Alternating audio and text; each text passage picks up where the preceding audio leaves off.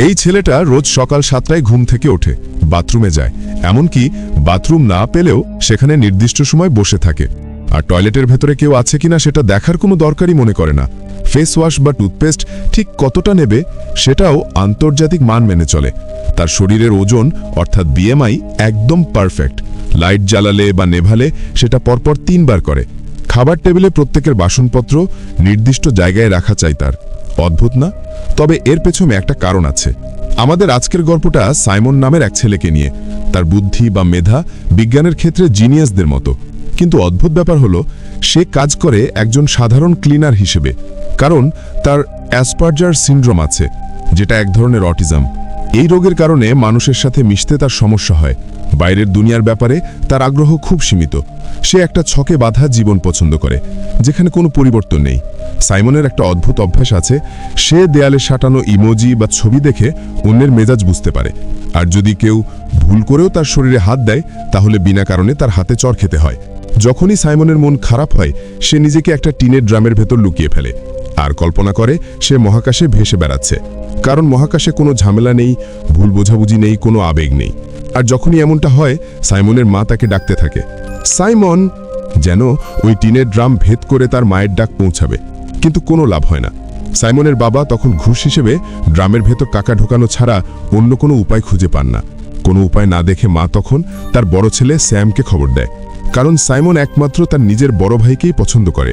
Sam এসেই নিজের মতামত সাইমনের উপর চাপিয়ে দেয় না, বরং সাইমনের নাটকের সাথে তাল মিলিয়ে অভিনয় করে। সে ড্রামের কাছে গিয়ে বলে, ল্যান্ডিং পয়েন্ট ঠিক করা হয়েছে, প্লিজ দরজা খুলুন। সাইমন ভেতর থেকে বলে, নেগেটিভ কি? স্যাম উত্তর দেয়, শত্রুকে ধ্বংস করুন। সাইমন তখন বলে, আমি তো বাবা মাকে মেরে ফেলতে পারবো না, তুমি বুঝছো? কিন্তু এবার সাইমন কিছুতেই ড্রামের ভেতর থেকে বের হতে চায় না।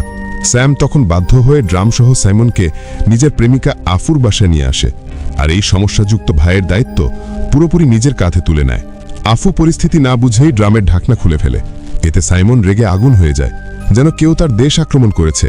স্যাম তখন ধৈর্য ধরে তাকে বুঝিয়ে বলে, সবকিছু ঠিক হয়ে যাবে যদি তুমি আমাদের সাথে থাকো। আমাদের 3 জনকে দরকার, একজন কমে গেলে ভারসাম্য নষ্ট হবে, বুঝতে পারছো? সাইমন বলে, হ্যাঁ বুঝছি। সমীকরণের কথা বলতেই সাইমন সবকিছু বুঝে যায়। এভাবেই শুরু হয় তাদের 3 জনের জীবন। অবশ্যই সবকিছু সাইমনের নিয়ম মেনেই চলতে হয়। স্যাম রান্না করে, সাইমন খাবার সাজায়, আর আফু থালাবাটি ধোয়। সাইমনের কাছে এই ভারসাম্যটা একদম পারফেক্ট। কিন্তু আফুর জন্য সাইমনের এই অদ্ভুত সব নিয়ম সহ্য করা খুবই কষ্টকর হয়ে ওঠে।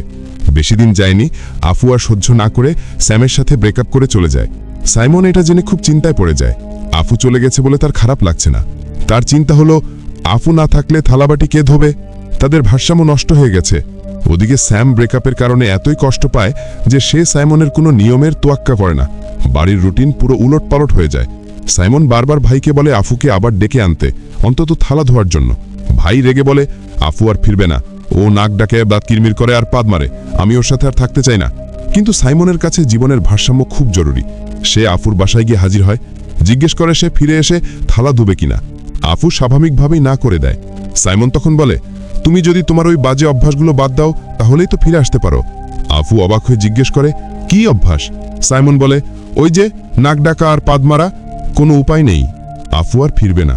তাই ভারসাম্য ফিরিয়ে আনতে সাইমন ঠিক করে সে নিজেই ভাইয়ের জন্য নতুন প্রেমিকা খুঁজবে, যে বাসায় এসে থালা বাসন ধোবে। অটিজমে আক্রান্ত এই জিনিয়াস সাইমন ভাইয়ের জন্য পারফেক্ট প্রেমিকা খুঁজতে একটা পরীক্ষার পদ্ধতি বের করে। সে ভাইয়ের সব পছন্দ অপছন্দের তালিকা করে, যেমন রান্না করা, কুকুর অপছন্দ করা, গণিত আর সরিষা পছন্দ না করা ইত্যাদি। এভাবে 13টা হ্যাঁ বা না প্রশ্নের একটা সেট তৈরি করে তারপর রাস্তায় নেমে মেয়েদের ইন্টারভিউ নেওয়া শুরু করে। সে কাউকে বাদ দেয় না, কিন্তু ফলাফল খুব একটা ভালো হয় না। সাইমনের অফিসের এক কলিগ নাম শাওহুয়া, তাকেই সবচেয়ে উপযুক্ত মনে হচ্ছিল। কিন্তু প্রশ্ন করতেই দেখা গেল তার সব উত্তর স্যামের উল্টো। শেষে মেয়েদের ছবি দিয়ে একটা ম্যানুয়াল বানিয়ে স্যামকে বলে কাউকে পছন্দ করতে। স্যাম বুঝে বলে, নিজের মতো হুবহু একই মানুষের সাথে প্রেম করা তো খুব বোরিং। চুম্বকের মতো সমমেরু বিকর্ষণ করে আর বিপরীত মেরু আকর্ষণ করে। সাইমন ব্যাপারটা বুঝে ফেলে, ভাইয়ের থেকে সম্পূর্ণ আলাদা। সে তো ওই শাওহুয়াই ছিল যাকে প্রথমেই বাদ দেওয়া হয়েছিল। তাই পরদিন সকালে অফিস যাওয়ার আগে সাইমন শাওহুয়ার সাথে দেখা করতে যায় আর সোজাসুজি প্রস্তাব দেয় তাকে স্যামের প্রেমিকা হতে হবে। যদিও তাদের অনেকবার দেখা হয়েছে, তারা একে অপরের নামও জানত না। একে অপরকে জানার জন্য শাওহুয়া সাইমনের অফিসে যায়। কিন্তু আবর্জনা পরিষ্কারের কাজ তার কাছে খুব বোরিং লাগে। শাওহুয়া শুধু ভাবছিল কখন দুপুরের খাবার ছুটি হবে। সে ঘড়ি ধরে সময় 20 মিনিট এগিয়ে দেয় আর খেতে চলে যায়। লাঞ্চের সময় সাইমন তাকে বিজ্ঞানের নানা মজার তথ্য দেয়, আর শাওহুয়া তার হেডফোন সাইমনকে দিয়ে গানের তালে তালে পৃথিবীকে দেখতে বলে। সময় ভুলে গিয়ে জীবনের ছোটখাটো আনন্দ খুঁজতে বলে। উত্তেজনার বসে শাওহুয়া ভুলে সাইমনের হাত ছুঁয়ে ফেলে। শাওহুয়ার মনে থাকে না যে সাইমন স্পর্শ পছন্দ করে না, তাই সারাদিনে সে বেশ কয়েকবার ধাক্কা খায়। শাওহুয়ার জামা ভিজে যাওয়ায় সাইমন জীবনে প্রথমবার অফিস ফাঁকি দিয়ে তার বাসায় যায়। শাওহুয়া জানত সাইমন লাল আর নীল রং পছন্দ করে, তাই সে ওই রঙের জামা পরে আসে। তারপর তার বান্ধবীদের ডাকে সাইমনের সাথে খেলার করার জন্য। সবকিছু ভালোই চলছিল। হঠাৎ একটা ফোন পেয়ে শাওহুয়া কেঁদে ফেলে। আসলে সে সাইমনকে পছন্দ করে, কিন্তু তার সদ্য ব্রেকআপ হয়েছে, তাই সে কষ্টে আছে। সাইমন এই সুযোগে প্রস্তাব দেয় শাওহুয়া যেন স্যামের সাথে একবার চেষ্টা করে দেখে। ভাই, স্যাম দেখতে খুবই সুন্দর। শাওহুয়া রাজি হয়ে যায়। এদিকে সাইমন জানত না যে সে বাড়ি ফিরছে না বলে স্যাম ভেবেছে সে হারিয়ে গেছে। সারা দিন স্যাম তাকে পাগলের মতো খুঁজেছে। বাড়ি ফিরে সাইমন খুব গর্বের সাথে বলে সে ভাইয়ের জন্য প্রেমিকা খুঁজে পেয়েছে। কিন্তু স্যাম রেগে ফেটে পড়ে আর বাড়ি ছেড়ে চলে যায়। স্যাম চলে যাওয়ার পর সাইমন আবার মুষড়ে পড়ে। সে আবার নিজেকে ড্রামের ভেতর বন্দি করে ফেলে। সারা রাত সেখানে থাকার পর তার মাথায় বুদ্ধি আসে সাইমনকে এমন কিছু করতে হবে যাতে ওদের দ্রুত দেখা হয়, তাহলেই ব্যাপারটা ঠিক হবে। চুম্বকের মতো একে অপরকে আকর্ষণ করবে। এজন্য সে একটা দারুণ বুদ্ধি বের করে। যে ছেলেটা প্রেম বোঝেই না, সেই একটা পারফেক্ট রোম্যান্টিক ডেট প্ল্যান করে। নিজের জন্য নয়, ভাইয়ের ব্রেকআপের দুঃখ ভোলাতে। সে টাকার জন্য নিজের প্রিয় ড্রাম সেট বিক্রি করে দেয়। এরপর ভিডিওর দোকান থেকে এক গাদা রোম্যান্টিক সিনেমা ভাড়া করে। সেগুলো দেখে প্রেমের কৌশলগুলো রপ্ত করে। তারপর সাহায্যকারী জোগাড় করে। প্রতিদিনের বাস ড্রাইভার, যে কিনা একজন পেশাদার রাঁধুনি, তাকে দিয়ে ডিনারের ব্যবস্থা করে। অফিসের 3 জন অদ্ভুত কলিগকেও দলে নেয়।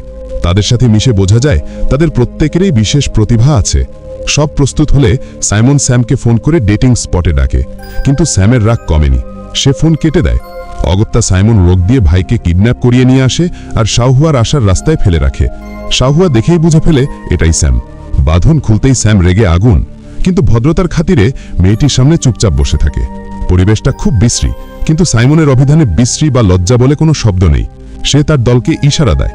প্রথমে বেহুলা বাদক এসে রোম্যান্টিক সুর তোলে। এরপর স্যামের নাম করে একতোরা গোলাপ শাওহুয়ার হাতে দেওয়া হয়। এরপর রাধুনী এসে তাদের পাহাড়ের উপর নিয়ে যায়, যেখানে মোমবাতি জ্বালানোর ডিনারের ব্যবস্থা করা হয়েছে। সব আয়োজন নিখুঁত ছিল, কিন্তু স্যামের মুখ ভার।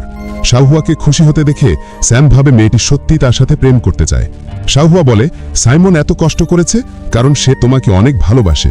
নিজের মতো চেষ্টা করে সেই সব আয়োজন করেছে। এই কথা শুনে স্যামের মন গলে যায়। তার রাগ কমে যায় আর মুখে হাসি ফুটে। সেও শাওহুয়ার সাথে হাসি খুশি গল্প করতে শুরু করে। এটা দেখে সাইমন স্বস্তি পায়।